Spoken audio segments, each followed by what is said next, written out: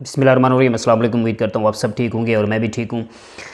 मैं आपको ये बता दूँ कि जो पाकिस्तान से हट कर अगर आप यूरोप के अंदर जाएँ या फिर यूएसए के अंदर जाएँ, यहाँ जो इलेक्शन होती है ना, जो या फिर इलेक्शन कैंपेन होती है, अगर मल्टीपल पार्टियाँ या फिर दो पार्टियाँ हैं, अगर वो इलेक्शन लड़ रही हैं ऊपर लेवल पर, तो वो उनका एक मंशूर होता है। एक पार्टी का अलग मंशूर होता है, दूसरी का अलग मंशूर होता है कि ये हमारे मंशूर हैं, ये हम काम करेंगे और ये इस तरह से हमारे मुल्क के अंदर इंफ्रास्ट्रक्चर होगा या फिर हेल्थ का बजट इतना होगा, डिफेंस का इतना होगा, so on and so for. वो अपना एक मंशूर देते हैं, उस मंशूर के अकॉर्डिंगली लोग डायरेक्ट वोट डालते हैं, जिस यस प्रेसिडेंट हो या फिर प्राइम मिनिस्टर जो भी हो।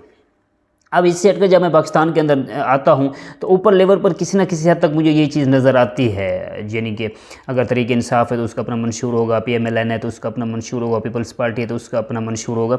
लेकिन जब मैं लोकल लेवल पर आता हूँ, जब मैं अपने इलाके की बात करता हूँ, तो पिछली वीडियो में भी कुछ ना कुछ लोग मुझसे नाराज़ हो गए थे, तो मैं जब अपने लोकल लोगों की बात करता हूँ, MPs और MNAs वगैरह की, मेरी ज़िंदगी के अंदर मैंने कभी नहीं देखा कि मेरे इलाके के जो नेशनल असम्बली का जो कैंडिडेट हैं वो लड़ रहे हैं, वो अपना मंशूर पेश करें, या फिर मेरी जो प्रोविजनल असम्बली के मेंबर इलेक्शन हैं, जो भी लोग लड़ रहे हैं वो अपना मंशूर पेश करें। मेरे सामने ऐसा सच नहीं है। होता क्या है अब ये मैं आपको बता दूँ।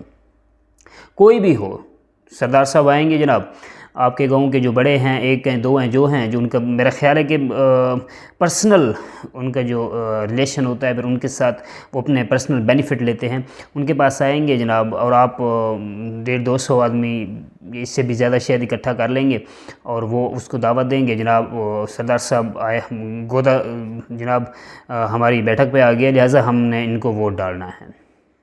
और वो सिर्फ एक या दो आदमी के बेनिफिट तक काम करेगा, जो इज्तमाही काम हैं वो यानी कि बहुत कम होंगे। इस तरीके से हम अगर हमारे नेशनल असम्बली के इलाके के जो लोग हैं वो इस तरह करते हैं। लेकिन मैं जस्ट इस वक्त अपने जो मेरे नौजवान लोग हैं मैं उनसे बात कर रहा हूँ, मैं मेरे जो बुज़ुर्ग हैं मैं उनसे इस वक्त मुखातिब नहीं हूँ। याद रखें कि हमारे इलाके की जो यानी कि स्पीड है या जो ग्रोथ है, हम अगर सेंट्रल पंजाब से उसका कंपैरिजन करें तो हम 20 से 25-30 साल पीछे हैं। आज के दिन की बात कर रहा हूँ मैं। आप जो हमारे वोटर यानी कि जो मेरे नौजवान भाई हैं, आप सिर्फ एक बात याद रखें, मेरे इलाके के जो भी MPA हैं, मेरा उससे कोई कंसर्न नहीं है वो कौन है, कहाँ से तल्लुक़ रखता है, so on and so for, या फिर नेशनल असम्बली के कैंडिडेट हैं। सिर्फ आप अपना एक मंशूर दे दिया करें। हमें इस तरह नहीं चाहिए कि हमारे किसी भी गांव के बड़े को आप कोई ना कोई ठेका दे देते हैं, कोई ना कोई इस तरह से काम करा देते हैं, उसका कोई पर्सनल थाने का काम करा देते हैं। नौजवानों का इससे कंसर्न नहीं है। आप हमें अपना मंशूर दें, बेशक आप चंद लाइनों का दे दें, ये चंद लाइनें हैं, ये हम इंफ्रास्ट्रक्चर लाएंगे, ये हम जाकर आपका जो हमारे हल्के का है फंड बढ़ाएंगे, हल्के के अंदर जो जहाँ पर कॉलेज स्कूल की ज़रूरत है वहाँ पर ये कॉलेज और स्कूल देंगे, अगर कॉलेज की अपग्रेडेशन है वो करेंगे, किसी हायर सेकेंडरी स्कूल की अपग्रेडेशन है वो करेंगे, क्राइम जो है वो कम हो जाएगी। कोई छोटा सा मंशूर तो दें।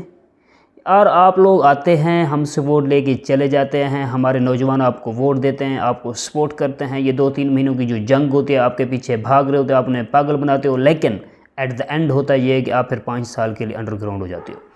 सिर्फ इस बार जो भी मेरे इलाके से आ रहा है, मैं बार बार कह रहा हूँ कि मैं किसी का नाम नहीं ले रहा, आप सिर्फ अपना मंशूर तो दें कम से कम। और मेरे जो नौजवान भाई हैं, आप कभी भी, आप आजकल की जो सियासत है, किसी के प्रेशर में नहीं आना कि जो भी आपका बड़ा आपको यानी कि जो बस्ती का आपको किसी भी गांव का या बस्ती का आपको ब्लैकमेल कर रहा है उसके प्रेशर में ना हो।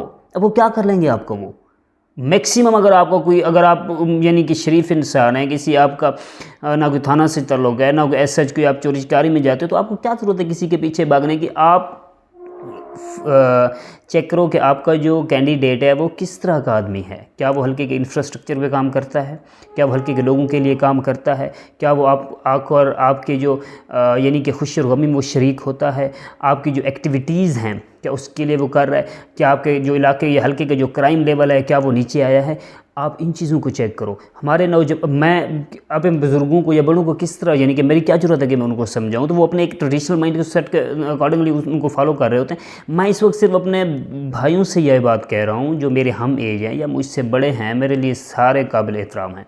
मैं इनसे सिर्फ इतना कह रहा हूँ कि आप जिन जिन कैंडिडेट जो भी हैं उसका जस्ट उसे के भी हमें मंशूर चाहिए। आप हमें ये बताएं कि आप हमारे इलाके के लिए क्या करेंगे। बस आपने ये कभी भी नहीं देखना कि सरदार साहब आ गए, बस जी सरदार साहब हमारी बैठक पर आ गए तो हमने वो डालना ही डालना है। इन चीज़ों से मेरा ख्याल है कि हमें हम सब लोग, आप लोग समझते हैं कि सोशल मीडिया का दौर है, जिस तरीके से हमारे इलाके में तरक्की होनी चाहिए थी उस तरीके से नहीं है। अगर मैं किसी न किसी का नाम ले लूँ तो शायद फिर से कोई ना कोई बात चालू उठेगी मेरे खिलाफ़, लेकिन मैं ऐसा नहीं चाह रहा। बस मेरे सिर्फ इतना रिक्वेस्ट थी कि आने वाला जो भी इलेक्शन है, जो भी आदमी आ रहा है, वो सरदार हो, वो खोसा हो, जो भी हो, मेरा इससे कोई कंसर्न नहीं है। मेरा सिर्फ इतना कंसर्न है, आप सिर्फ इतना हमें बता दें कि आप ये हमारे पॉइंट हैं और इन पॉइंट पर हम इस हलके के अंदर काम करेंगे। अगर हमने इन पॉइंट पर काम ना किया तो आप बेशक हमें वोट ना दें, ये एक सीधी सी बात है। लेकिन किसी के बैग पीछे आप नौजवानों को स्पेशली इस वक्त आपको भागने की ज़रूरत नहीं है। अपने ज़मीर का वोट होता है, अपने ज़मीर के मुताबिक दें। खुदा हाफ़िज़।